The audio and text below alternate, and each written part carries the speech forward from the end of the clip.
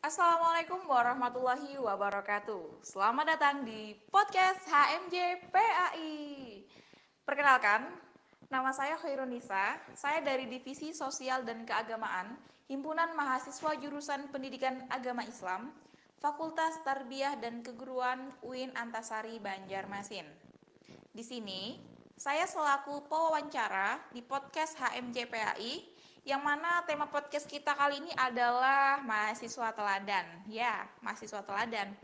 Jadi, podcast ini dibuat untuk menyampaikan informasi kepada seluruh mahasiswa pendidikan agama Islam terkait bagaimana sih caranya supaya bisa mendapatkan predikat mahasiswa teladan itu. Nah, pada kesempatan kali ini kita juga akan membahas tuntas pertanyaan-pertanyaan dari kawan-kawan mengenai mahasiswa teladan bersama narasumber kita, yaitu peraih predikat mahasiswa teladan, yaitu Kanda Muhammad Riyad Maulidi. Siapa sih yang gak kenal beliau, ya kan? Beliau dari jurusan Pendidikan Agama Islam Fakultas Tarbiyah dan Keguruan UIN Antasari Banjarmasin. Baiklah kawan-kawan, bagaimana kalau kita sapa dulu beliau ya? Assalamualaikum Kak Riyad, bagaimana kabarnya? Waalaikumsalam warahmatullahi wabarakatuh. Alhamdulillah baik. Eh, amin. Mudah-mudahan kita semua selalu dalam lindungan Allah Subhanahu wa taala. Oke, jadi gini Kak, ada beberapa pertanyaan yang masuk nih di Instagram kita mengenai seputar mahasiswa teladan. Masuk ke pertanyaan yang pertama. Sebelumnya ada yang nanya nih Kak, apa sih sebenarnya mahasiswa teladan itu? Oke, baik. Menurut saya, mahasiswa teladan merupakan sosok figur mahasiswa yang dapat menjadi teladan bagi mahasiswa yang lain, baik dari segi akademik, keislaman, kemahasiswaan maupun kepribadian, dengan tujuan menumbuhkan semangat belajar dan berkegiatan di dunia kampus dalam kerangka pelaksanaan Tridharma perguruan tinggi dan sebagai ajang kompetisi sekaligus penghargaan kepada mahasiswa atau mahasiswi yang berprestasi dalam bidang-bidang tersebut, baik akademik, keislaman, maupun bidang kemahasiswaan.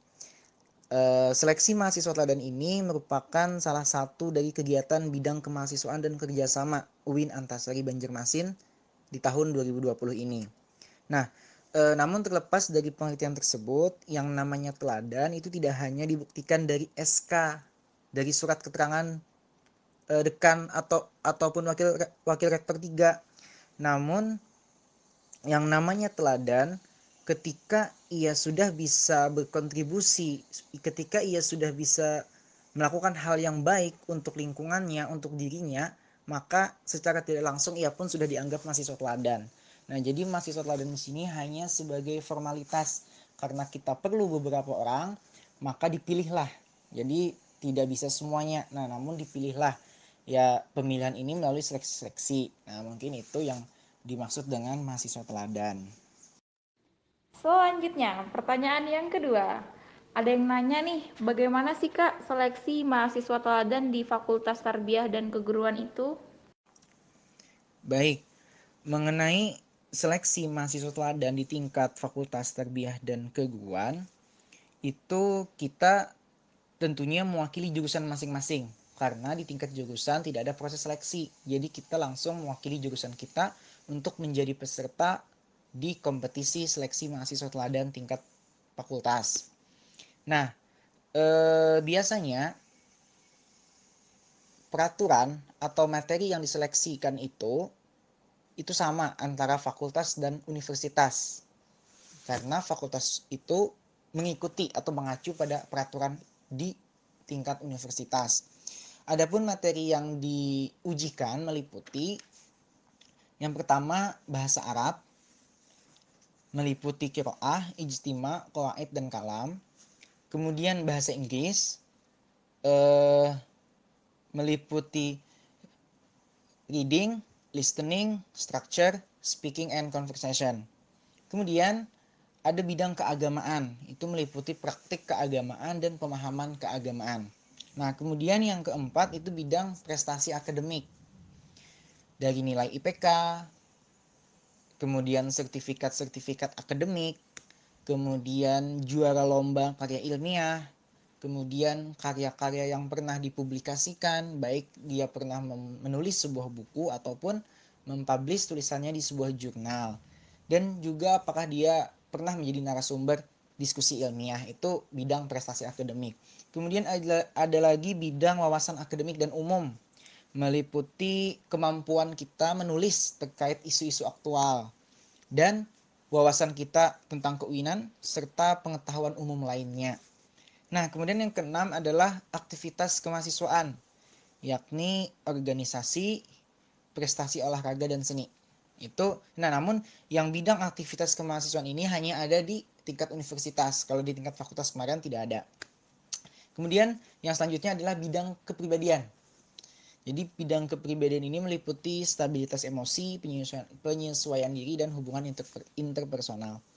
Mungkin itu sedikit gambaran mengenai materi dan hal yang diujikan saat mengikuti seleksi mahasiswa teladan, khususnya di tingkat Fakultas Tarbiyah dan Keguruan.